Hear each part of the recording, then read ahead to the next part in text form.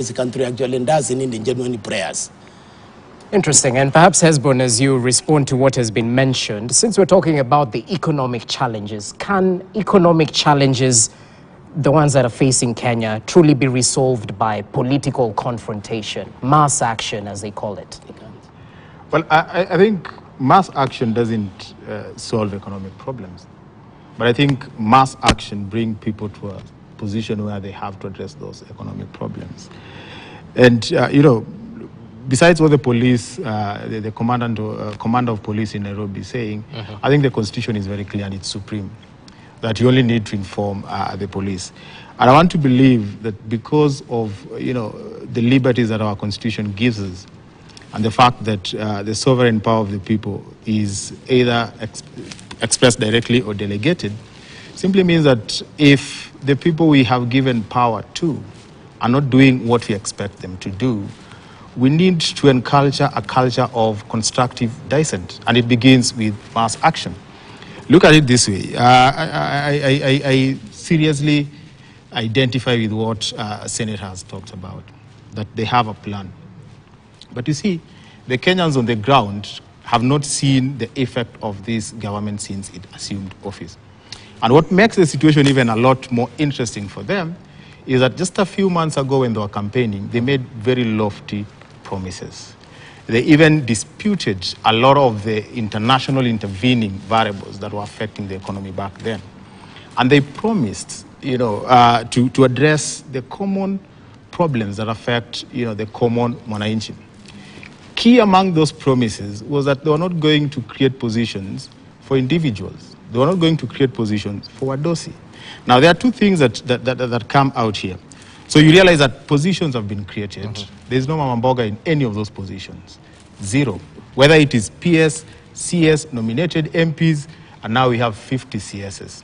From 23 during President Uhuru Kenyatta's regime to 50 CSs. When you look at all those CSs and you ask yourself, if this is a regime that promises that they're not going to create positions for individuals, they're going to change the life of hustlers. And yet what they've done is that they've created positions, which is not a bad thing, because these are qualified Kenyans. But if they had done that, against the backdrop of changing the lives of Kenyans, I don't think anyone would have a problem. But they've given Kenyans enough reason to believe that even if they have a plan, either that plan has not taken off, or that plan is not going to work, or that plan is not in the interest of hustlers. And I can tell you, the worry should not be what the police is saying or what the politicians are saying. And if you realize, politicians from this regime started talking tough, that we will deal with Raila once and for all. Then they started saying that we want them to have a peaceful demonstration. Then right now, they're begging President Uhuru Kenyatta to talk to his brother, meaning they know these are real issues. These are real issues, and I think for them the worry should be, and before we came on air, I think Senator was talking to us about the plans that they have. That is what all Kenyans want. All Kenyans want that the issues of the common mwananchi walking along the streets, the farmer in Migori where I come from, the milk farmers, get to put food on their table, get to save, get to live a dignified lifestyle. All right. But the reality of the matter is this, that if there's going to be demonstrations, there are going to be two categories of people. And I think the regime is supposed to be worried about the hustlers that they promise so many things, who will come out and voice themselves and say, we were promised all this, but nothing has come to fruition. For Azimio supporters, they have a reason to come out when their leaders told them that this is the direction we are going. Okay. But my fear is more of the people will be on the streets are hustlers who were promised heaven, but they are on the way to something other than heaven. But if the government says give them time, Yeah, I mean that's the thing. If they're given time, sometimes what you need, what you need as a government, if you need all that time has to be accompanied with some very proactive measures that reassures Kenyans that at least something is happening. And I don't think there's anything reassuring in the number of things that this regime has done, including the appointment of 50 CSs. I think one sees what he or she wants to imagine to say. The plan is very much on course. The first thing, and David D has said this again and again, was the work to stabilize the economy. What does to stabilize the economy mean? It was unsustainable to continue to offer the subsidies subsidies that we were doing. What we have done in terms of ensuring that we stabilize the price of food and possibly bring it down is a deliberate investment in production. That's why the cost of fertilizer has come down from 7,000 to about 3,500. We should be talking about why government stopped giving inputs to farmers in 2018 and now leading us to this food insecurity or food instability. And therefore, for us to plug that potential that there will be less food than the demand is to boost the production.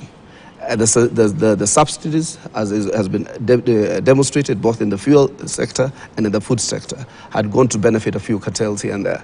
Even the Auditor General was asking those questions about the 34 billion in food subsidy. Secondly, we have been praying for the rains. But in the meantime, because we have predicted a food shortage, the government has decided to import edible oil, has decided to import maize, has decided to import rice on almost a zero-rated duty. The reason is to ensure that we bridge that supply gap so that the food prices do not go higher.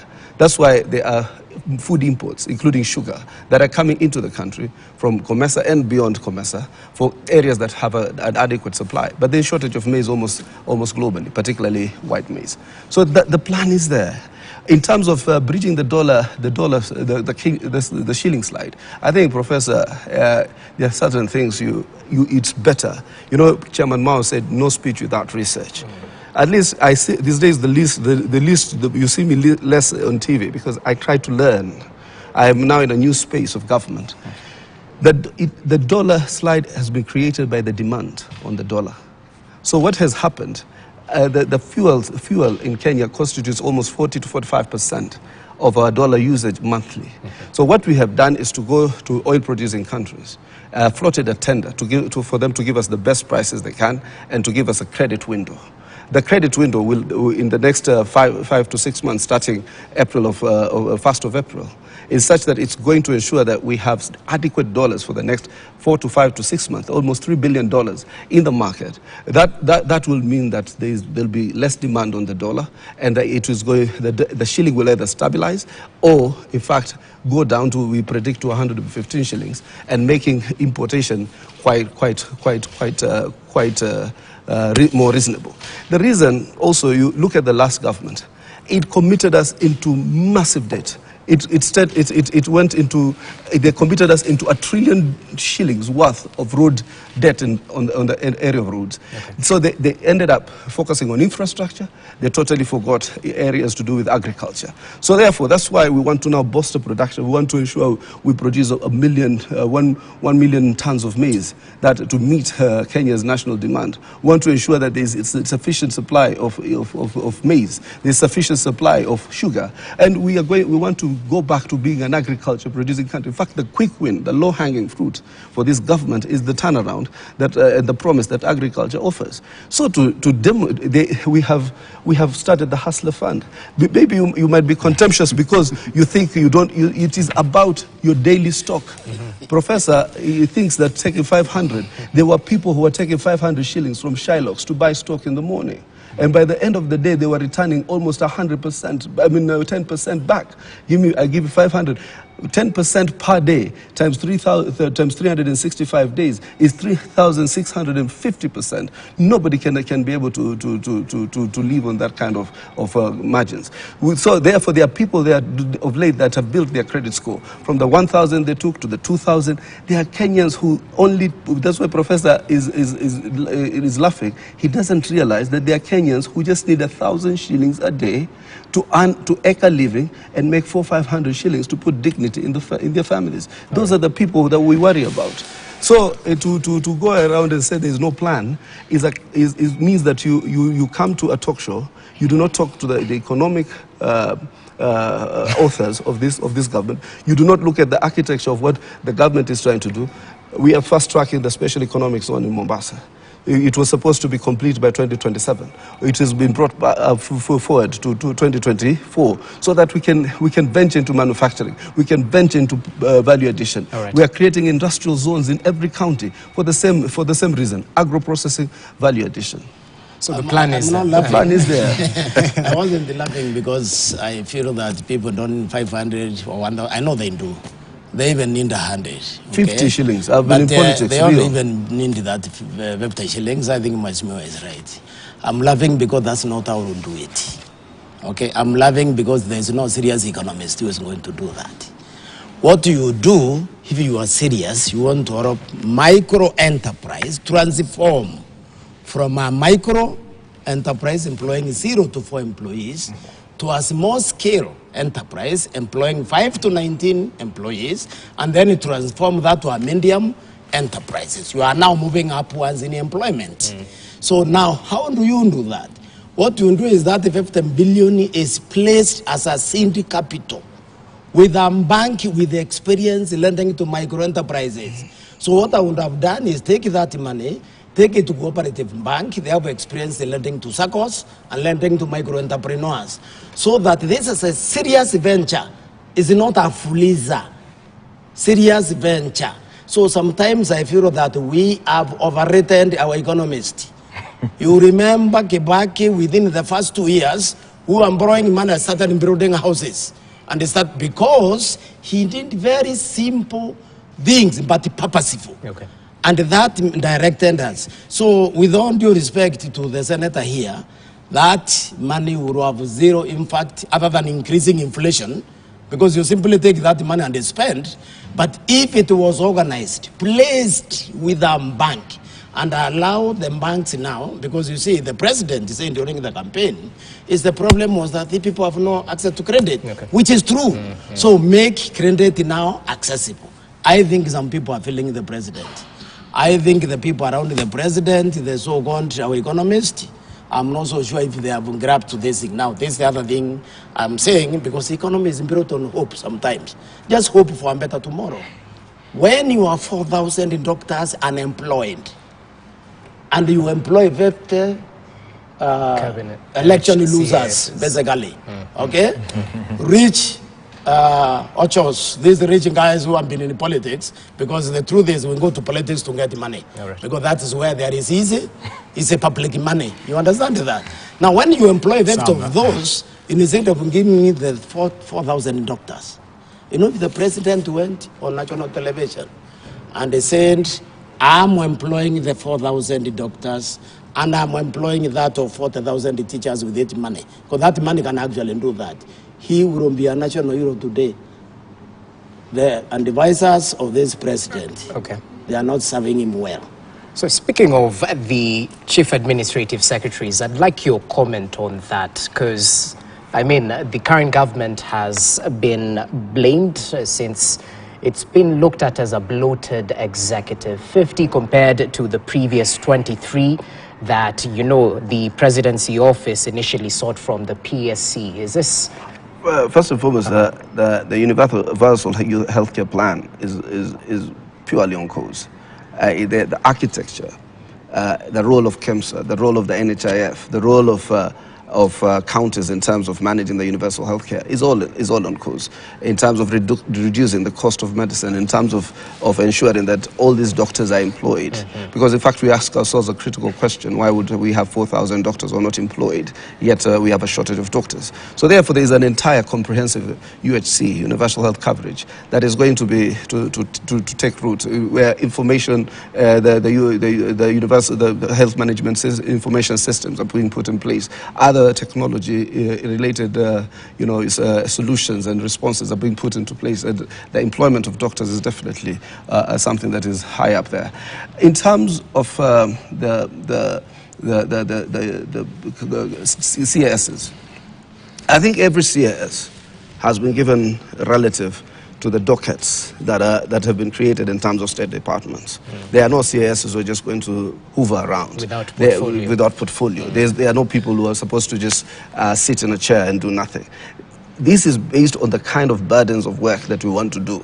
Those CASs, I am confident. Ruto is a person, the president, who ensures that he extracts value for whatever position that you hold, those CASs will have to deliver. They will have to ensure that whatever these salaries that people are complaining about is value for money. So they are relative to some of the state departments that have been created. They are there to respond. There's a specific role for CASs of late. They are supposed to advocate and create public awareness but some of the state policies. They are supposed to go to Parliament to respond to questions about their various state departments. So we have created roles. They're not just CASs who Uhuru appointed last time, who are just bloggers and some people who Matiangi knew and Musheru had friendships with. They underwent a process that was rigorous. Okay. And I don't think there was any constitutional cap as to the number of CASs who could be nominated or appointed. Last thing, number one pledge of the Kenya Kwanza administration was the implementation of the constitution. Even we had to wait until the court disposed of the matter conclusively. Where there's an injunction, we have had to wait. Where there has been somewhere been mitigated by a court of law, we have had to wait. We have been an exceptionally rule of law government. You know, in governance, we say that the government that governs the best is the one that governs the least. The constitution framers in their wisdom, and Hassan was part of that process. We were here. So it fit to remove the assistant ministers, because the ministers can do what the assistant ministers are supposed to do, and the principal secretary can also do the same. Uhuru, the president, in my opinion, has walked into Uhuru's trap. Uhuru was careless in very many things. Uhuru was careless in reventing the assistant ministers in the name of CAS. He should never have done it. Okay. And this president should never have followed into Uhuru's footsteps when he told us that he was not interested in serikali ya vio. Okay, serikali ambaye ya kutafuta vio. You understand? When he was opposing the BBI, which I also opposed. I was in the Linda Katiba group with the Mother Garua, opposing the BBI. So I supported President Ruto's totally on that position. But now he has reversed course. Now he is a proponent of creating positions. And I think this is what I'm saying. I think the president handlers, they are not being nice to the president. Because our biggest weakness in this country is the refusal to guide the chief executive. The chief executive has a lot of things to think about in the country. He needs an honest person. All right. This has removed a lot of social capital to the president. A lot of social capital as a result of appointing or employing 50. Another layer of governance, an unnecessary layer of governance with the level of joblessness. If you go to public schools, and you shouldn't do that now, very little is taking place in the junior secondary schools for lack of teachers. I know one school right now as I speak with one teacher. Which one person. No. Yes, I know Which that school school. Is that? The school is in Meru. Okay?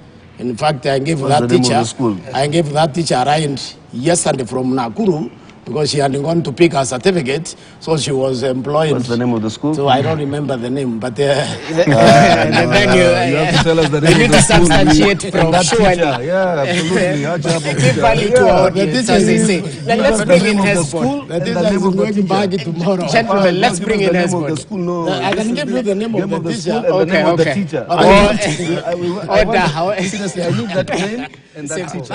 And I will come back here to tell you that I will be in Meru tomorrow. I want the name of that school and the name of that teacher. I'll give you the name of the teacher. Yes. No problem. And then the teacher can give us the school. Let's rope in Hezbollah. Some of the reactions we've had, don't give jobs to people who are rejected by the people. According to the CASs, equally 50 is too high of a number. Why? What happened to the 23 previously? Look at the value for money that's brought with this position, especially in the state departments. Well, I don't think there's value for money, but there's political foresight in doing that. I think this is basically looking at politics ahead and nothing much. I would want to believe what Senator is saying, that these 50 CSs have been appointed because they have a job to do, to deliver on what the president intends to be delivered for Kenyans. And if that happens, I think, it would be good for the country, good for them if they do that job. But we cannot run away from the fact that on the social capital front, they've lost it completely. It's something that they will deal with, and I think they're used to. They're used to doing things in a particular way. We were here talking about the Tanga Tanga movement and saying they're losing it. It worked for them. They won the election. So, I mean, looking at the number 15 itself, first of all, is offensive to so many Kenyans because it's a huge number. Then number two, looking at the people who've been appointed, majority of them are political rejects. Whether you want to say that they're going to be a bridge between the political class in parliament and the executive, and then they'll ensure there is that synergy and delivery of the Kenya Kwanza manifesto is another thing. These are people that Kenyans said, we don't trust you with leadership, elective leadership, but it's a slap on the Kenyans' face when most of them have been brought back. Then number three, you'll also realize that most of them have been picked for the simple reason of creating a perception that Azimio is losing ground. I mean, there are individuals from my Luo Nyanza region who joined UDA, and in less than 24 hours, they were appointed CSs. And they went to UDA without a political party, and they want to say that, we are joining government because we can't be left out, there won't be development. Without understanding of the constitution that we have today, you don't have to be in government. Actually, you don't have to hold a position in government for the region where you come from to be developed. The days when people used to go and beg for money from State House are long gone, So there's that picture of a few individuals, have taken the space of the Mamambogas. Because this government campaigned clearly telling us that there will be no position for Wadosis. What have they done? They've created position for Wadosis and position for even Wadosis from Azimio to weaken Azimio at the expense of the suffering of so many Kenyans. And then you may want to ask yourself, what did we have in the last cohort of CSs? I think it was a vibrant team of both experienced and young Kenyans. And it appeared that those were positions that were supposed to, blood in new leadership in this country. We remember Dr. Mwangangi, we remember Osian, So we expected to have a very vibrant team of young, refreshing Kenyans who can deliver based on their expertise. But what we are seeing is individuals who, the best qualification they're bringing to the table.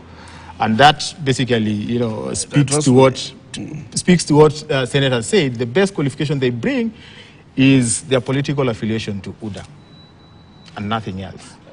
So we want to trust our country. We want to trust the aspirations of the hustlers. To 50 politicians who the hustlers rejected. Majority of these guys were even on the UDA ticket. They were rejected. Some were very popular in areas where UDA was not popular, but they were rejected on very popular political parties in those areas. And I think it's very unfortunate that we want to believe that, things will continue as usual when Mamamboga is not on the table and there is this big slap on the face of Mamamboga. I think to try and now just try and scandalize or whatever it is, UDA's performance on the basis of 50 CISs who he has never been in the political terrain, most likely calls rejects. It's a Kenyan way. They are also as angry as the elitary, and I do appreciate that we need to do one or two things that demonstrate that there is a certain movement, but they also refuse to see those movements. I've just been telling them some of the things that we've been doing. Today I will follow this matter.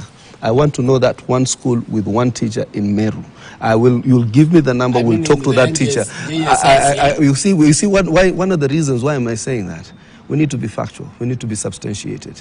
Just the fact that the Constitution does not create a position. There's the fact that Judge was telling me informally. There's these Kenyans, everybody so suddenly has become a constitutional expert. Just because a position has not been created by the Constitution. And that's what the court said. Doesn't mean it cannot be created. Based on the demands, based on the needs, based on the ecosystem of the country, based on the architecture of the country, based on the diversities of the country, so that people are given an opportunity also to deliver, but show the mosaic of the Kenyan nation.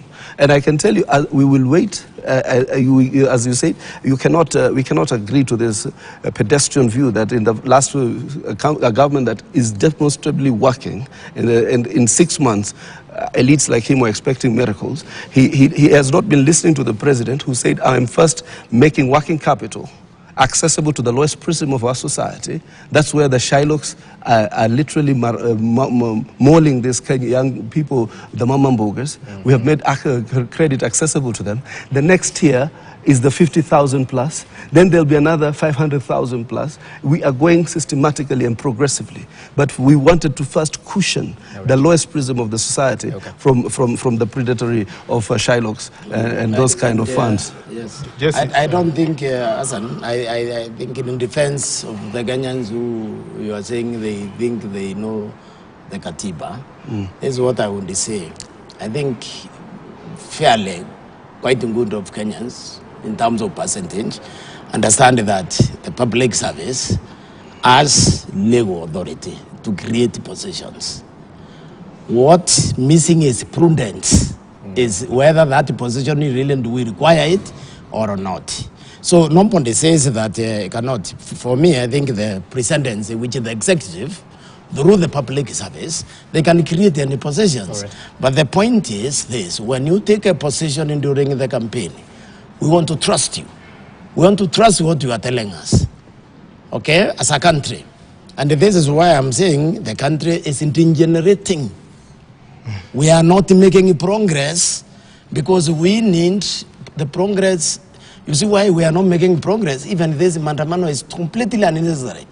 We don't need it. What we need is leadership from both sides to know that there's a problem, and then have a meeting of minds. That is Isaiah 18 or something, I don't remember. I don't want to make another mistake. which says, come, let's reason together. So as an Mheshimiwa, people understand that the executive can create a position. They understand that. But they also remember campaign promises. Okay. Briefly, before we cross over to mass action, Martis. I think what Senator is not alive to is the fact that there is a lot that we appreciate, but it is not our work to come here and start looking at what is good. It is our work to come here and call out what can be done much better. And I think the last time I was with you here, we were with Governor Kidero, and he quoted my article on the Hustlers Fund, because I say that this is going to be a game changer. It's not going to be a game changer because people who need credit for 400 are going to be given 400. And, you know, word on the ground, I'm not a subscriber to the Hustlers Fund, but this little research that I've done that is not scientific says that incremental, access to capital does not seem to be working. So guys have been getting 400 for some time right now, so it doesn't move.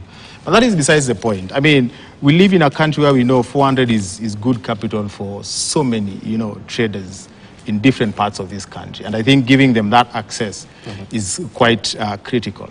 But, if you look at the 50 billion within the context of this country, it can do a lot.